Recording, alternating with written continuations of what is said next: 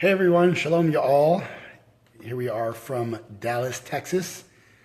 And it's Friday afternoon here in America, so those in Israel are definitely already keeping Shabbat. So I guess the people who will be listening here will be more of the people that are overseas with me over here that are not yet in Israel. So I will invite everyone in here. And of course, those of you who are here, feel free to invite your friends in. Let me see if I can.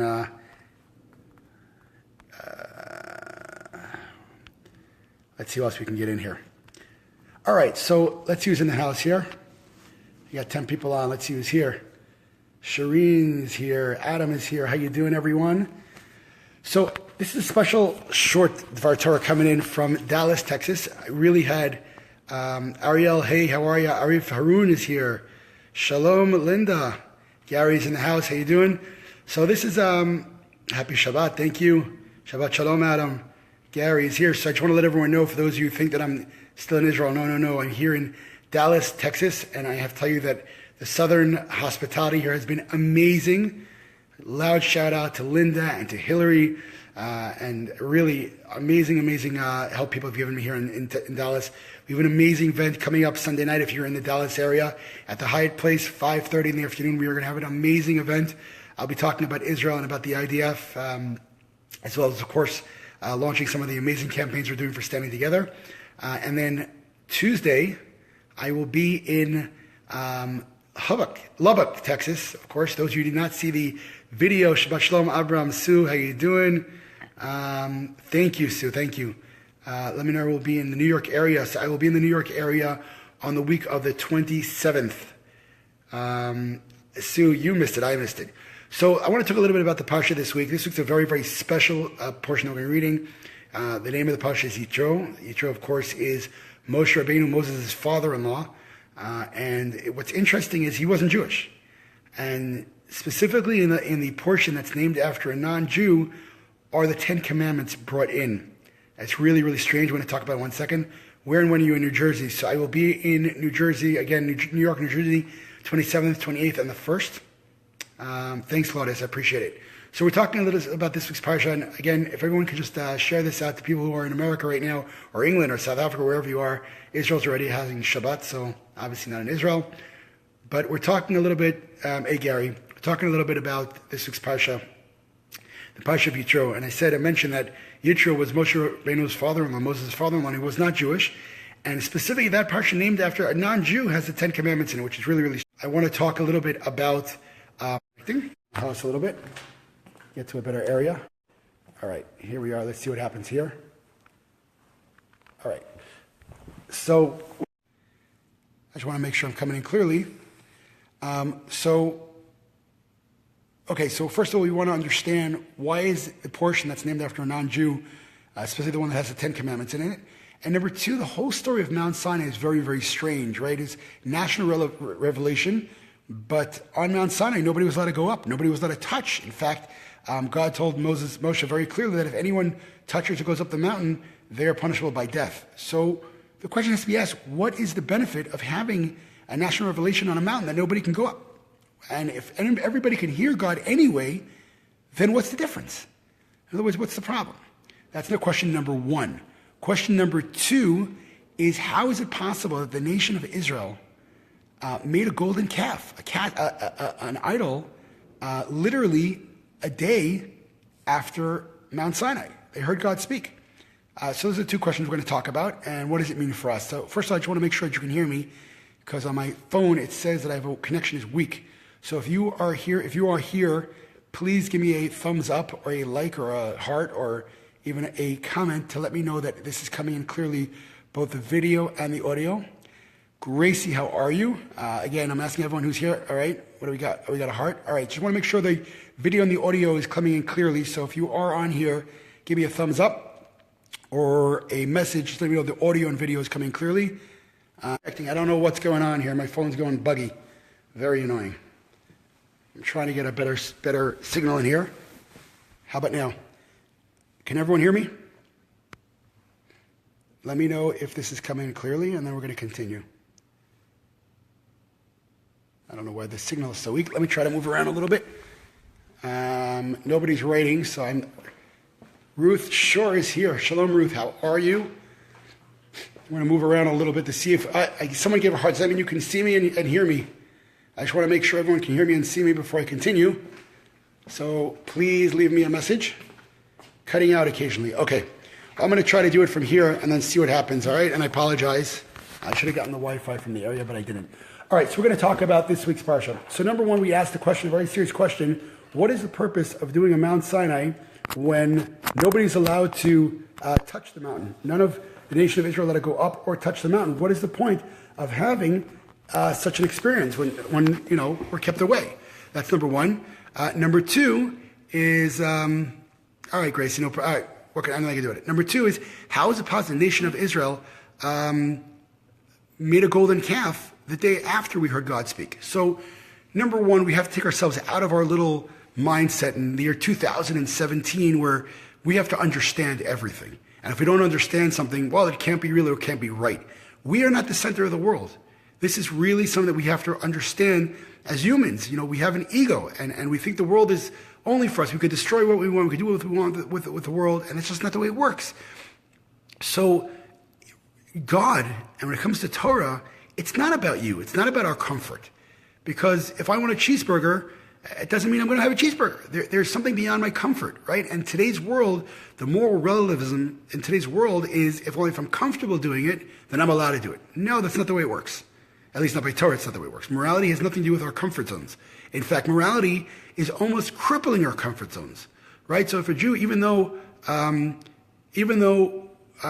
want a cheeseburger, I can't have one. Even though I'm most comfortable with it, I can't have it because God defined for me. All right, God defined for me as a Jew that is wrong to do.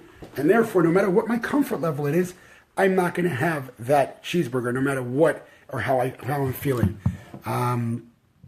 So that's in terms of that. So just because we can't touch Mount Sinai, right?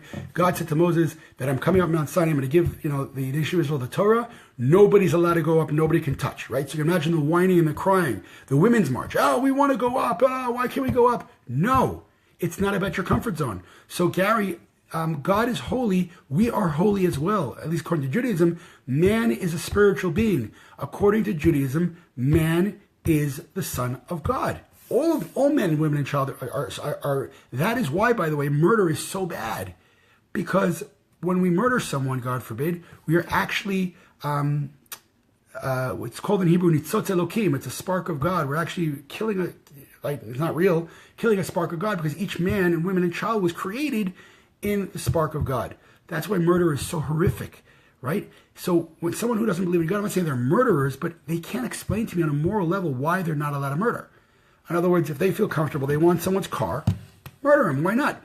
So when it comes to Mount Sinai, there has to be certain limits and boundaries. You can do this. And whether you understand it or not, that's not going to be your excuse to keep it or not keep it. Okay? Because this world was created by God, and according to what the Judaism believes, and probably most other religions, it was created for a purpose. Well, David, thank you. And so therefore, our comfort level is not about it, right? The fact that God says, the nation cannot come up on the mountain. They cannot touch the mountain. It's not fair. No one asked you. And really that's what it is. Now, there's something a little bit strange about this because if no one asked me, right? If God says, well, I'm making this Mount Sinai, but nobody asked me about my comfort level, well, then does that mean that it's all from God, that this world is godly and therefore I can't enjoy the world? Or how about when it comes to redemption? When it comes to the Geula, the final redemption, and when Bnei Israel were going out of Egypt and then planning on going to the land of Israel, how much personal intervention are they allowed to have? How much not only are we allowed to have, how much must we have? How much is on our own responsibility to do? And this is a real argument. This is a real debate, even within Judaism, that some people believe that we are not allowed to do anything. We have to keep our hands off, and God will do everything. Let's see what comments are. Not one single time has Israel ever stuck to the right path. I hope this time, the last time you were scattered. I'm almost sure it is the last time because of the Bible. Well, we're certainly hoping for that, Claudius. Thank you. We are the only one under His blood covenant. Remember when Uriah touched the ark and it was so? Gary. That's a great comment that you made there. The reason that and this is really important because Uriah, when he caught the ark, right, he thought he was doing something to honor God.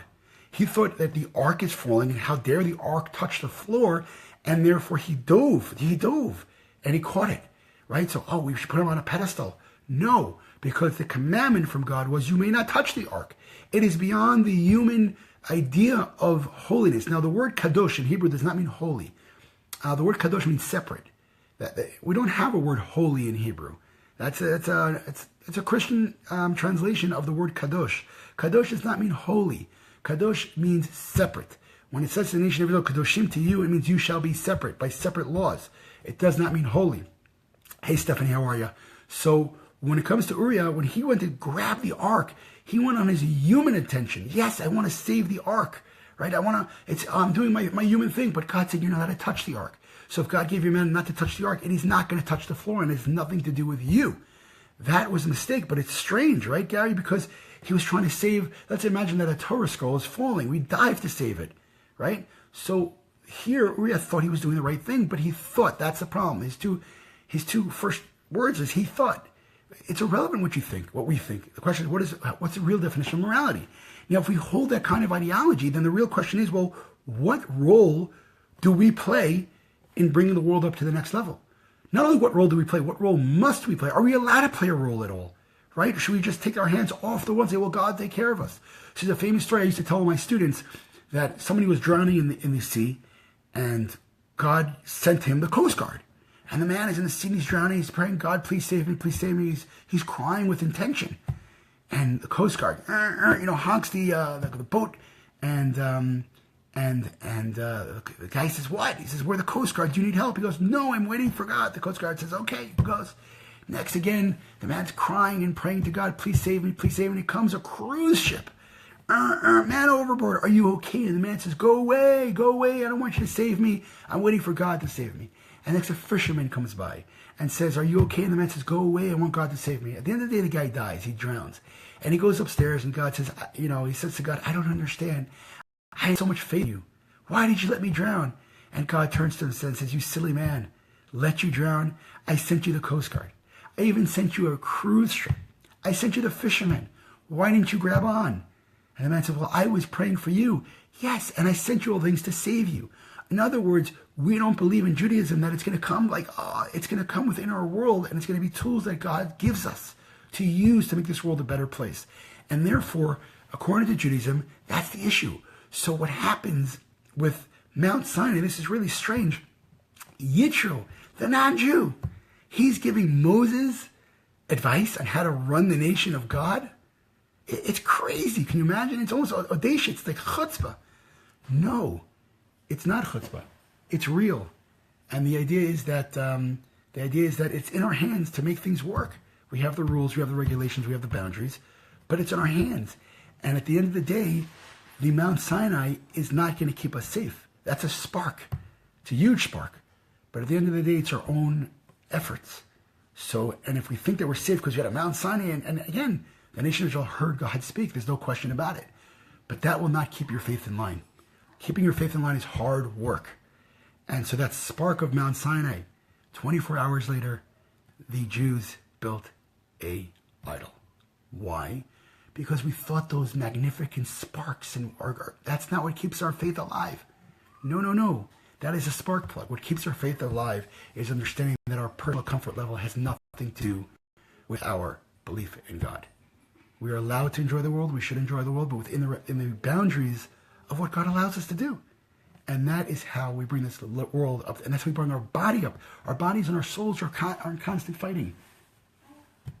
And what happens in this world is our bodies are pulling us down to this world, and our souls always pulling us up to the next world. And they're together, and they're constantly fighting. So there are some people who believe the body can never be pure. There's some people who believe the soul can never be ruined. So they're both wrong. Our purpose in this world is to make a choice. Make a choice. That's what the world is created for according to Judaism. God gives us a soul, gives us a body.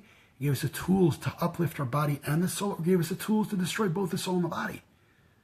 And our job in this world is to choose. So we cannot have a situation where we have no choice. right? When you're talking about a relationship, you cannot hold a gun to someone's head and say you love me, and they say I love you. It's not real. It's not a relationship.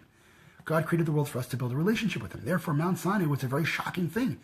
But that's not going to uphold our faith. We have to make the choice.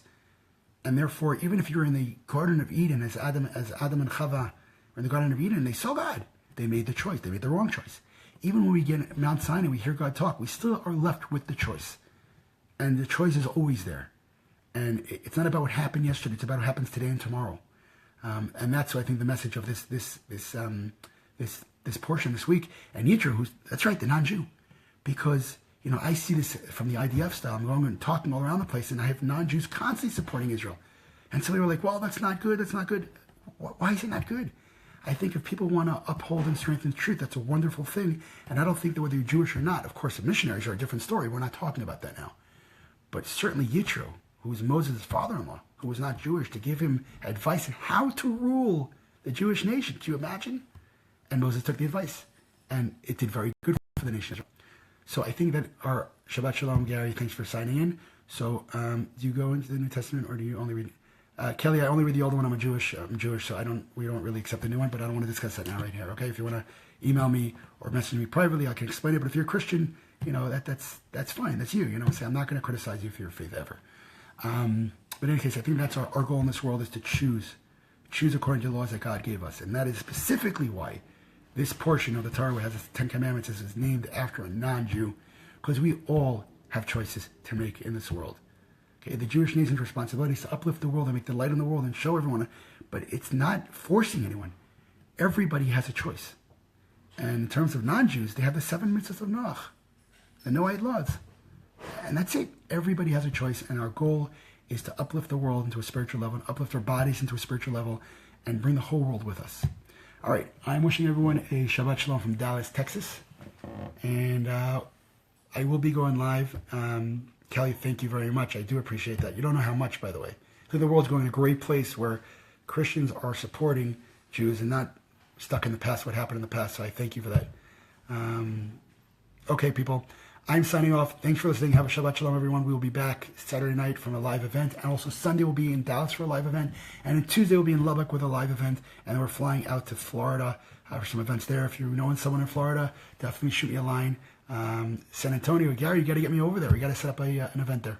All right, everyone. Have a wonderful